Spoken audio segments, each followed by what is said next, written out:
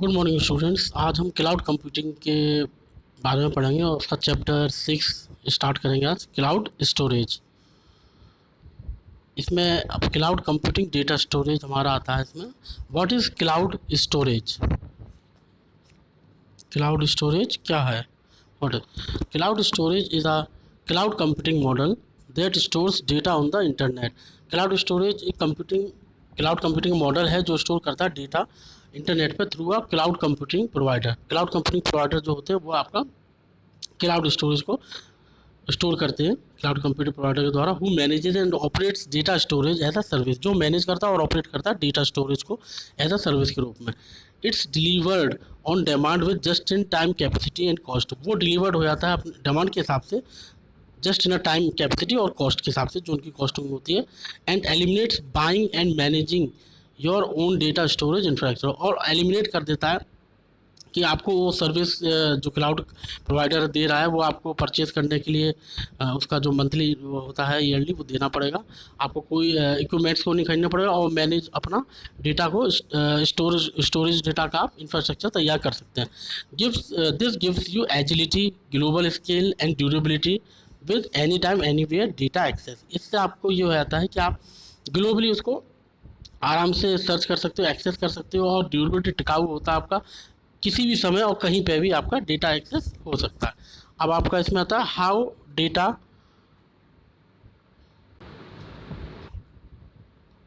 Does cloud storage work. Cloud storage काम कैसे करता है?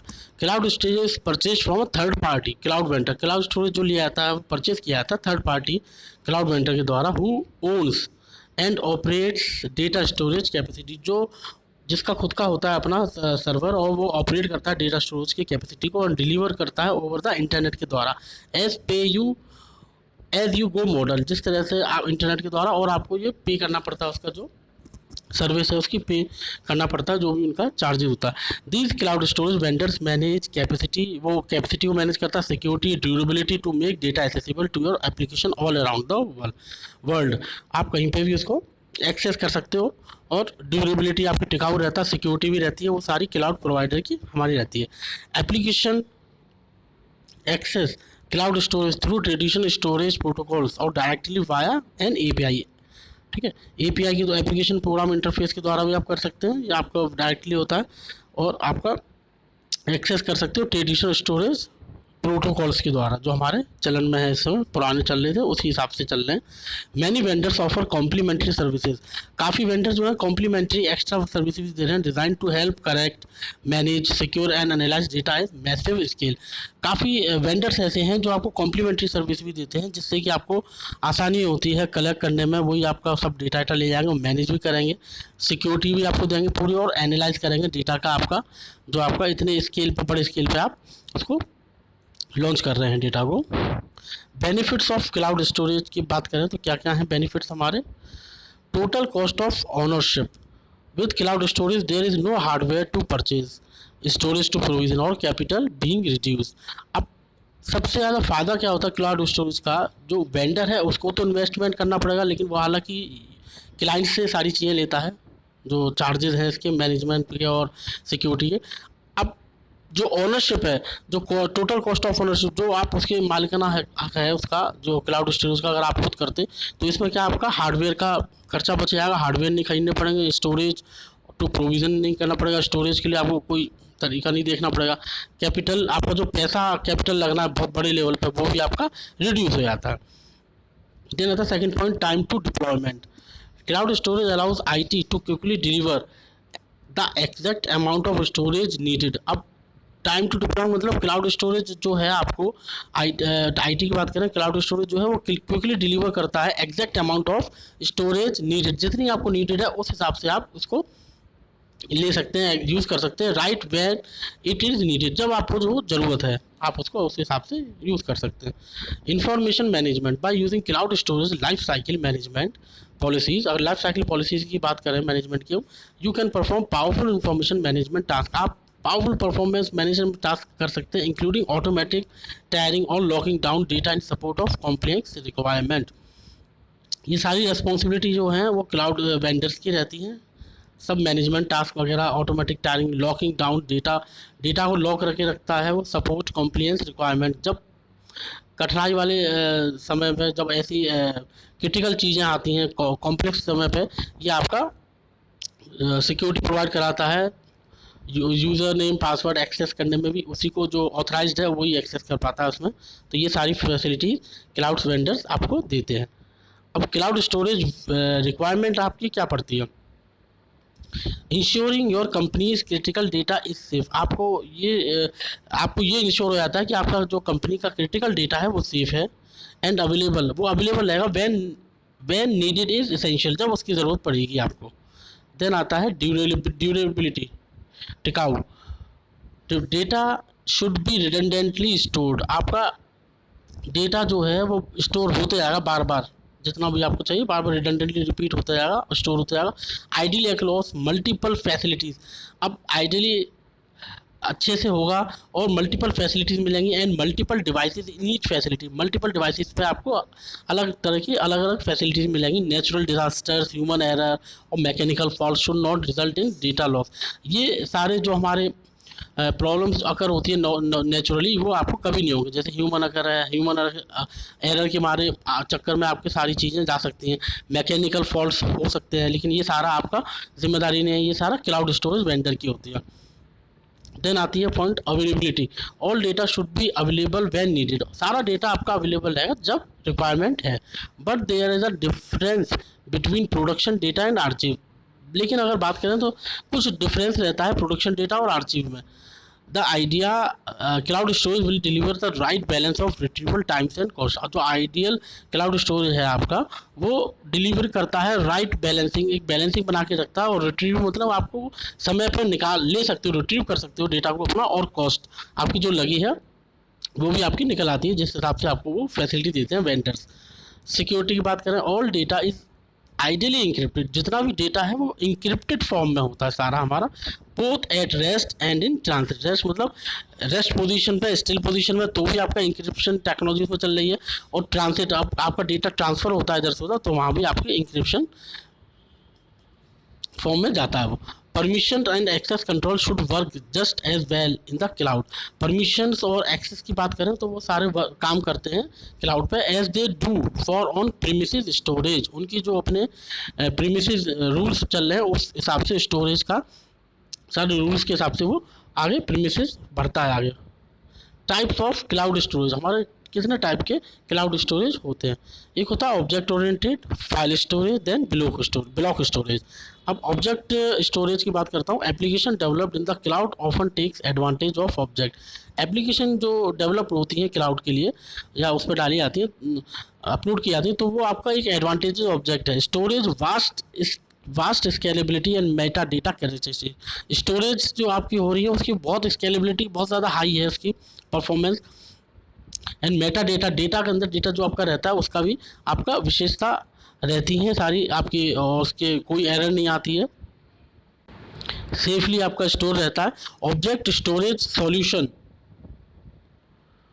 Like Amazon simple storage service. अब ऑब्जेक्ट स्टोरेज सॉल्यूशन जो बात करें तो अमेजोन सिंपल स्टोरेज सर्विस है, वो भी ये देता है। Are ideal for building modern application. ये आइडियल है मॉडर्न बिल्डिंग एप्लीकेशन के लिए from scratch that requires scale and flexibility. अब आपको अगर एप्लीकेशन कोई रन करानी है क्लाउड वेंडर के या क्लाउड स्टोरेज पे, तो वहाँ पे आप इजीली करा सकते हो, जिसमें कि अमेजोन जो सिंपल स्टोरेज सर्विस है वो आपको देता है facility for scale that requires scalability और flexibility, and can also be use to import. आप इसमें इम्पोर्ट भी कर सकते हैं अपने एग्जिस्टिंग डेटा को, स्टोर फॉर एनालिटिक्स, अपने एनालिसिस के लिए भी कर सकते हो, बैकअप के लिए भी कर सकते हो, और आर्चिव के लिए जिप करना है तो आपको जिप वगैरह भी, कंप्रेस भी आप इजीली कर सकते हैं। देन आता है second point, file storage. File storage में क्या है, some application need to access shared files. कुछ एप्लीकेशन जो है उनको ज़रूरत पड़ती है एक्सेस करने के लिए शेयर्ड फाइल्स की, and require a file system, एक फाइल सिस्टम की ज़रूरत पड़ती है। This type of storage is often supported with network attached storage server. अब इस टाइप की जो स्टोरेज की रिक्वायरमेंट पड़ती है वो आपका नेटवर्क अटैच्ड स्टोरेज सर्वर होता है, जहाँ पे आपका फाइल स्टोर रहती है और शेयरिंग में रहती है, जिसको आप कभी कभार एक्सेस कर सकते हो वाया शेयरिंग। ज़्यादा से ज़्यादा यूज़र उसको एक्सेस करते हैं ज़्यादा से मल्टीपल यूज़र्स एक्सेस कर सकें सेम टाइम में। देन आता है block storage, other enterprise applications like database और एंटरप्राइज रिसोर्स। ERP की बात करें हम तो एंटरप्राइज रिसोर्स प्लानिंग होता है सिस्टम ऑफन रिक्वायर्ड डेडिकेटेड, एक डेडिकेटेड वो ज़रूरत पड़ती है जब हमें low latency storage for each host. What is storage area network, जिसको हम बोलते हैं San. A storage area network is a specialized high-speed network that provides block-level network access to storage. Storage area network जो होता है एक specialised form होता है जिसमें बहुत हाई स्पीड नेटवर्क होती है, नेटवर्क में रहता है जो आपको प्रोवाइड कराता है block level network access to storage, आप स्टोरेज को एक्सेस कर सकें। कंपोज्ड ऑफ होस्टिंग हो सकेगी आपकी, कंपोज कर सको होस्ट को, स्विचेस कर सकोगे, स्टोरेज एलिमेंट्स कर सको, storage devices that are interconnected, जो आपके सारे इंटरकनेक्टेड होंगे using a variety of technology, variety of technologies होंगे, टोपोलॉजीज होंगे, प्रोटोकॉल्स होंगे, सारे आपके इस पर चल रहे होंगे। A SAN presents storage devices to a host such that storage appears to be locally attach. SAN जो है प्रोवाइड कराता है आपका स्टोरेज डिवाइसेस को होस्ट के लिए इस तरह से कि आपका स्टोरेज जो अपीयर है लोकली अटैच्ड दिखाई दे हो। कैसे होगा वो, improve application availability, enhance application performance, then increase storage utilization and effectiveness and improve data protection and security।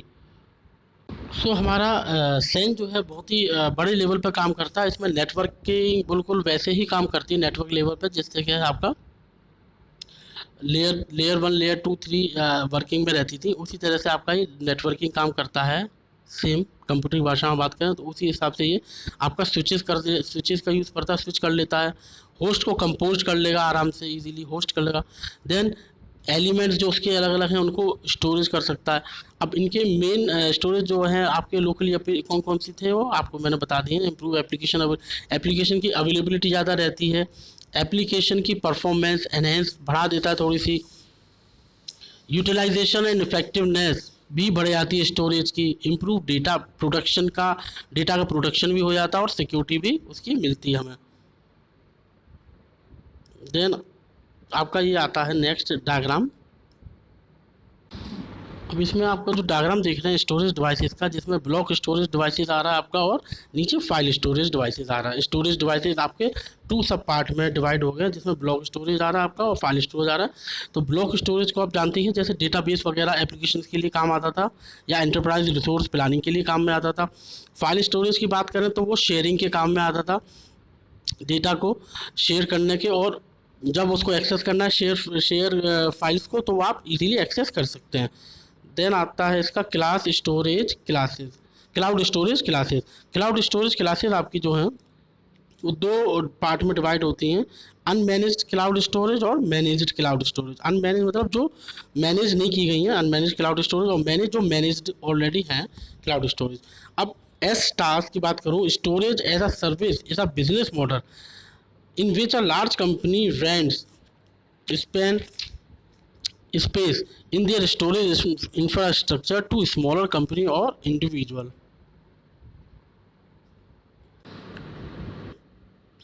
अब इस टास्क की बात करें तो इसमें क्या होता है, ये भी स्टोरेज ही है, सर्विस करता है, एक सर्विस प्रोवाइड करता है बिजनेस मॉडल में। किस तरह की बड़ी कंपनियां जो हैं वो उनका जो रेंट होता है क्लाउड के लिए, बड़ी कंपनियों को जो क्लाउड के लिए रेंटिंग होता है, स्पेस जो प्रोवाइड कराते हैं, वो छोटी कंपनियों को अपना वो दे देते हैं स्पेस थोड़ा।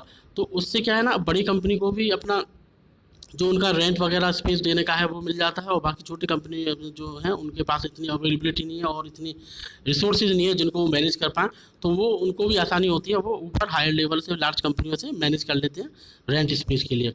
अब यूजेज ऑफ एस टास्क की बात करें, can be used for data transfer and redundant storage. अब ये जो है आपका एस टास्क की बात करें, ये यूज़ हो सकता है डेटा ट्रांसफ़र के लिए और रिडंडेंट स्टोरेज, जो रिडंडेंट बार रिपीटेड हो रहा है रिडंडेंट स्टोरेज, वो उसको भी यूज में ले लेता। Can be use to restore any corrupted or lost data. इसमें यूज ऐसे भी कर सकते हो कि रिस्टोर एनी करप्टेड हो जाएगा, करप्टेड डेटा या लॉस्ट डेटा जो है वो रिस्टोर हो जाएगा इस टास्क के द्वारा, जो आपकी बड़ी कंपनियों को जिन पे रेस्पॉन्सिबिलिटी जिनने रेंट दिया है हमें छोटी कंपनियों के लिए, जिसका वो मंथली उसका वो रेंट लेते हैं। जो reduction of personal hardware and physical storage cost, अब पर्सनल हार्डवेयर और फिजिकल स्टोरेज जो छोटी कंपनियों को करना पड़ेगा, स्मॉलर कंपनी को, वो उनका बचे आता है एस टास्क के द्वारा, क्योंकि एस टास्क ही ये सारे काम करते हैं। उनके पास सारा इक्विपमेंट्स होते हैं, हार्डवेयर की पूरी फैसिलिटीज, और उनके पास आईटी एक्सपर्ट अपने होते हैं जो उसको पूरा मैनेज करते हैं। सेम इस तरह से आपका ये हार्डवेयर और फिजिकल स्टोरेज का खर्चा बच जाता है जो आपका स्मॉलर कंपनी है। देन आता है डिज़ास्टर रिकवरी। डिज़ास्टर रिकवरी वो चीज़ होती है जो आपका डेटा बिल्कुल लॉस हो गया, डिज़ास्टर नष्ट हो गया, that is multiple copies of data at different places can help to recover data disaster in a fast manner. अब क्या, जो आपका डेटा था लॉस हो गया मान के चलिए, या डिज़ास्टर हो गया, नष्ट हो गया, उसकी मल्टीपल कॉपीज़ वो रखते हैं अलग अलग जगह पे, अलग अलग उनके सर्वर हैं जहाँ पे वो डेटा को रखते हैं जो लॉस हो चुका है, उसकी मल्टीपल कॉपीज़ होती हैं, तो वो हेल्प करता है रिकवर करने के लिए इन अ फास्ट मैनर, बहुत जल्दी कर देते हैं आराम से। स्केलेबिलिटी की बात करें, that is users only pay for resources they use. Scalability का मतलब ये है कि स्केलेबिलिटी फ्री है बिल्कुल ही, कि यूज़र को उतना ही पे करना है जितना वो रिसोर्सेज का उनका उपयोग करेगा। ऐसा नहीं कि मंथली फुल चार्जेस ले रहे हैं, सारी चीज़ों जितनी फैसिलिटी या जितना स्टोरेज वो ले रहे हैं उसी हिसाब से उसको पे करना पड़ेगा। Sync files can be automatically synced across multiple devices.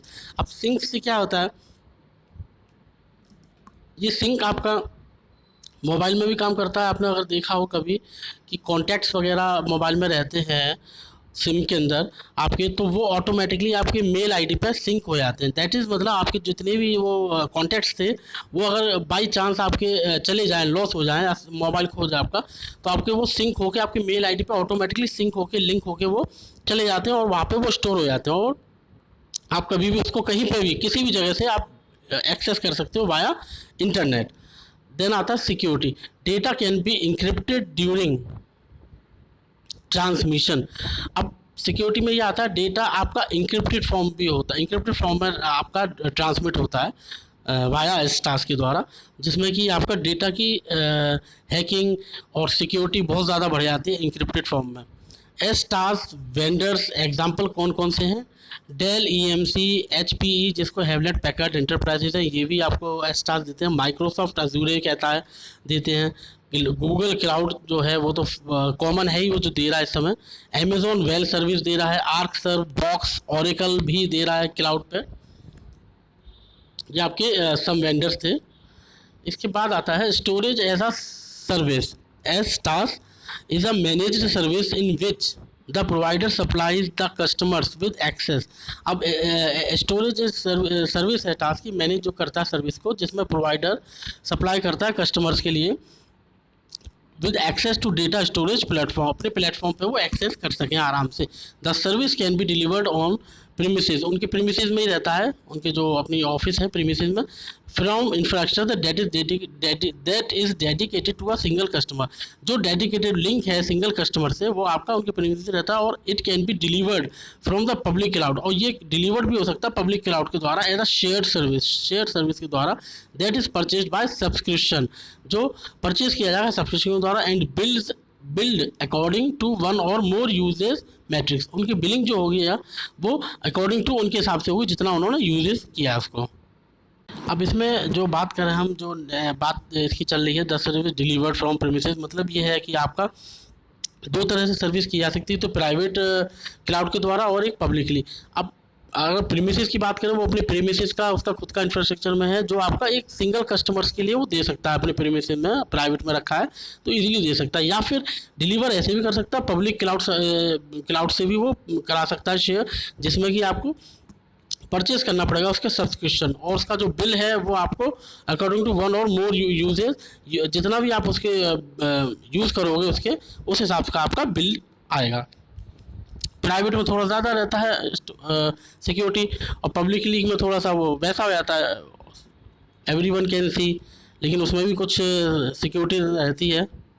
Storage as a service can be use for data transfer. Storage जो है वो यूज हो सकती है डेटा ट्रांसफर के लिए, और random storage as well as to restore any corrupted, और उसके साथ रिस्टोर भी कर सकते हो करप्टेड डेटा या लॉस डेटा को, instead of storing data on premises. अब इसके अलावा प्रीमिसेस, किसी प्रीमिसेस पे स्टोर करना अपने उस पर, organisation that the STaaS will typically utilise a public.